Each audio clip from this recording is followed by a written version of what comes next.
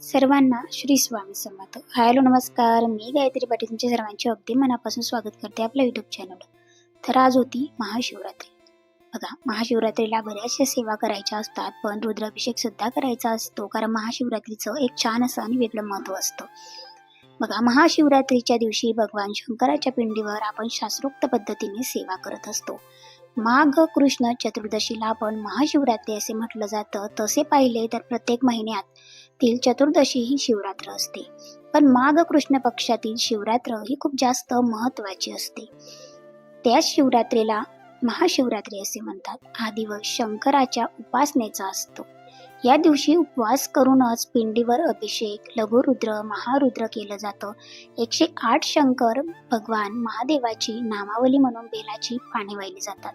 बेलाची पाने आता सध्या मिळत नाही, हरतालिकेच्या वेळेस ती मिळून जातात, कारण तेव्हा सीझन पण असतं, थंडीचे दिवस पावसाळ्याचे दिवस असतात. पण आता कसं उन्हाळ्याच्या वेळेस एवढी पाने मिळणे शक्य नाही. शिव ही ज्ञानाची देवता आहे. त्यांच्या मस्तकातून सतत ज्ञानगंगा वाहत आहे. कैलासाच्या उत्तुंग शिखरावर बसलेले भगवान शंकर समजावतात की शिव म्हणजे कल्याण प्राप्त करण्यासाठी जीवनात निश्चिंत उंचीवर पोहोचले नक्कीच पाहिजे. कठीण साधनेशिवाय शिवतत्व कधीच प्राप्त होत नाही. कल्याणाचा मार्ग हा खूप जास्त काटेरी असतो, पण मिळवणं तितकाच सोपा. समुद्र मंथनातून 4 रत्ने निघाली, ती सर्वांनी घेतली. तसेच निघालेले अमृत सर्वजण प्यायला मात्र पुढे आले. मात्र विष तेव्हा निघताच सर्व बाहेर पडाले. विष घ्यायला कोणीही तयार नव्हतं. त्यावेळी सृष्टीच्या कल्याणासाठी हे भयंकर जलाह हलाहाल विष भगवान शंकरांनी पिऊन टाकले. म्हणून सतत अमृत पिणारे हे सर्व देव विषपान करतो तो महादेव, म्हणून त्यांना देवांचा देव महादेव असं म्हटलं जातं. म्हणून शंकर भगवान यांना महादेव असे म्हटले जाते. विष पचवल्याने नीळकंठ असेही त्यांना म्हटलं जातं, कारण जेव्हा त्यांनी विष घेतलं तेव्हा त्याचा कंठामध्ये विष अडकून राहिलं आणि तेवढाच कंठ त्यांचा निळा पडला. त्यांच्या मस्तकावर सतत पडणारे थेंब थेंब पाणी हे त्यांचं सातत्य सुचवते. जेव्हा त्यांनी विष घेतलं तेव्हा खूप जास्त आग झाली आणि नंतर जेव्हा भरपूर पाणी टाकलं तेव्हा ते थंड झाले, शांत झाले. श्री स्वामी महाराजांवरील आपला अभिषेक सतत चालू राहत असतो. आपण ह्या सेवा दररोज करतो, पण जे लोक करत नाही त्यांनी महाशिवरात्रीच्या दिवशी किंवा इतर श्रावण सोमवारी तरी हा अभिषेक केला पाहिजे. सेवा केंद्रात किंवा घरच्या घरी तुम्ही महादेवाच्या पिंडीवर षोडोपचार पूजा करू शकतात. नंतर त्या पिंडीवर पाण्याचा अभिषेक सुरू केल्यावर छान अशी सेवा करावी. बघा, 1 माळ किंवा 11 माळ श्री स्वामी समर्थ मंत्र जप करावा. 24 वेळा किंवा 1 माळ गायत्री मंत्र जप करावा. 11 वेळा शिव गायत्री मंत्र जप करावा. 1 वेळा गणपती अथर्वशीर्ष मराठी रुद्रपाठ 1 वेळा किंवा संस्कृतमध्ये. महामृत्युंजय मंत्र 1 माळ किंवा 11 वेळा. संजीवनी मंत्र 11 वेळा जप करावा. अमृत संजीवनी मंत्र 11 वेळा जप करावा. श्री काल भैरवाष्टक स्तोत्रम 1 वेळा पठण करावं. शिव कवच स्तोत्रम 1 वेळा पठण करावं. शिव महिमा स्तोत्रम संस्कृतमध्ये किंवा मराठीमध्ये 1 वेळा पठण करावं. 12 ज्योतिर्लिंग स्तोत्र 1 वेळा पठण करावं. राम रक्षा स्तोत्र 1 ते 10 श्लोक म्हणावे. श्री सुक्तम 1 वेळा. शिवअष्टोत्तर नामावली 1 वेळा पठण करावी व बेलपत्र व्हावे. शिव हर शंकर नमामि शंकर शिवशंकर शंभो. गिरिजापती भवानी शंकर शिवशंकर शंभो हा मंत्रजाप सुद्धा 11 वेळा पठण करायचा आहे. बघा, ही सगळी काही ज्या आपल्या केंद्राच्या ग्रुपमध्ये सेवा आलेली होती किंवा केंद्रातून सांगितलेली आहे, अगदी आपल्या नित्यसेवेच्या पुस्तकामध्ये आहे. ही सकाळी माझी पंचोपचार पूजा इथे छान अशी षोडोपचार पूजा करून झालेली होती. षोडोपचार पूजा झाली, त्याच्यानंतर छान असं आरती वगैरे सुद्धा देवघरामध्ये केलेल्या होत्या. महाशिवरात्री सर्व श्री स्वामी समर्थ सेवेकरी आपण उपवास करत असतो, आणि आपणच काय तर लहानापासून मोठ्यांपर्यंत प्रत्येक जण उपवास करत असतो. हे पिंडीवरील अभिषेकाचं जे तीर्थ असतं ते घरातील अथवा केंद्रातील हे तीर्थ जर आपण केंद्रातून आणलं तर सगळ्या व्यसन करणाऱ्यांना, दारू, तंबाखू, सिगरेट, जे काही इतर मांसभक्षण करत असतील, इतर व्यसन करत असतील, ज्ञान अज्ञान सर्व प्रकारची व्यसने त्यांना तुम्ही देऊ शकता. तसेच हट्टी, तापट, चंचल, खोडकर, न ऐकणारी मुले, विद्यार्थी तुम्ही त्यांना देऊ शकतात. गंभीर रोगी, आजारी, व्याधीग्रस्त लोकांना जर जेवणातून, चहातून, पाण्यातून तीर्थ जर 40 दिवस तुम्ही दिलं तर नक्कीच तुम्हाला 101% त्याचा गुण मात्र येतो. पितृदोष कमी होतो, लगेच 50% फरक मात्र पडतोच पडतो. या सर्व सेवा आपल्या सेवा मार्गात सुद्धा सांगितल्या गेलेल्या आहे आणि 70 वर्षांचा अनुभव आहे का प्रत्येकाला प्रचिती आलेली आहे. श्री स्वामी समर्थ गुरुमाऊली आपल्याला श्रद्धा, भक्ती, विश्वास व निष्ठा ठेवून हे तीर्थ सातत्याने दिल्यास 6 महिन्यात 100% फरक पडत असतो. कुठलाही प्रश्न शिल्लक राहत नाही आणि ही सेवा नित्यसेवेच्या पुस्तकामध्ये सुद्धा दिलेली आहे. बघा, इथे सुद्धा छान सकाळी देवपूजा झाली, नंतर केंद्रात सुद्धा जायचं होतं. केंद्रामध्ये जाऊन आली, त्याच्यानंतर केंद्रातून आली लगेच इथे साबुदाणा बनवायला घेतला. साबुदाणा खिचडी मला बनवायची होती, कारण बघा तुम्हाला सांगितल्याप्रमाणे कारण आज महाशिवरात्री होती आणि जरी स्वयंपाक कमी असला ना तरी फराळ मात्र बनवायचाच आहे. आमच्याकडे असं म्हटलं जातं का प्रत्येकाने उपवास करावा, छोट्यापासून मोठ्यापर्यंत, आणि येता जाता खा पण येता जाता चर पण एकादशी कर, असं म्हटलं गेलेलं आहे. आधीचे लोक तसं म्हणायचे का येता जाता खात राहा पण उपवास कर.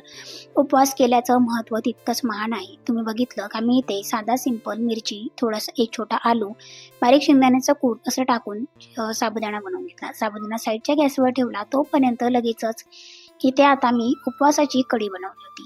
तुम्ही बनवली नसेल तर एकदा नक्की ट्राय करा, खूप छान आणि टेस्टी लागते उपवासाची कढी.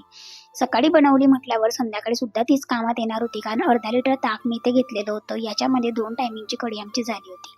2 मिरच्या घेतल्या, थोडेसे शेंगदाण्याचं कूट वाटून घेतलं, जिरं टाकलं, तेलामध्ये 2 मिरच्या टाकल्या, लगेच कूट टाकून दिलं आणि आता जे ताक असतं ना ते टाकलं. इथे अमूलचं वगैरे ताक मिळत नाही म्हणून मी ते गोदावरीचं ताक घेतलेलं होतं आणि त्याच्यात लगेच मीठ टाकलं, किंचित पाणी टाकलं. जास्त पाणी टाकण्याची गरज पडत नाही, खूप टेस्टी कढी तयार होते.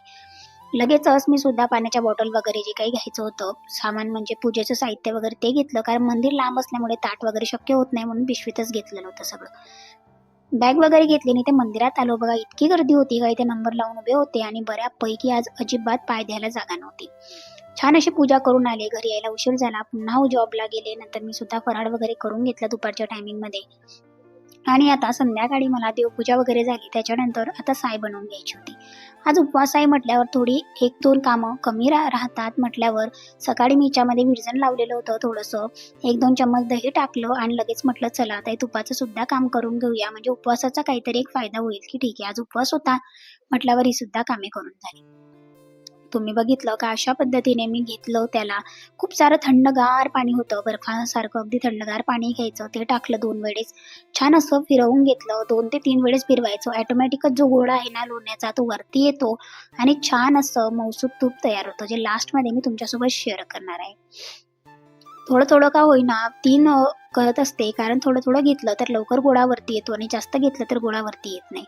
बघा इतका सारा गोळा आता याचा तयार होणार होता म्हटल्यावर हे जे पाणी ना खालचं हे फेकून द्यायचं, किंवा आमच्याकडे तर कढी सुद्धा करून खातात, पण आम्ही असं कधी केलेलं नाहीये म्हटल्यावर मी जे आम्ही घरी आधीपासून मम्मी करते तेच मी बघत आलेले आहे म्हटल्यावर छान असं गोळा आता याचा बनवून घेतला आणि ह्या गोळ्याला 3 ते 4 पाण्याने अगदी थंडगार पाण्याने वॉश करायचा, म्हणजे तुपाचा वास येत नाही, तूप चिकट होत नाही आणि जास्ती दिवस सुद्धा तुम्ही तूप हे असं स्टोअर करून ठेवू शकता. म्हटल्यावर तो गोळा अगदी छान असा लवचिक असतो म्हटल्यावर छान असा आपण ज्या पद्धतीने कणिक मळतो अगदी त्या पद्धतीने मी त्याला मळून मस्तपैकी पाण्याने वॉश करून घेतलेला होता. 3 ते 4 पाण्याने वॉश केला. त्याच्यानंतर जो गोळा होता त्याला लगेच साईड बाय साईड तूप तापवण्यासाठी ठेवून दिलं.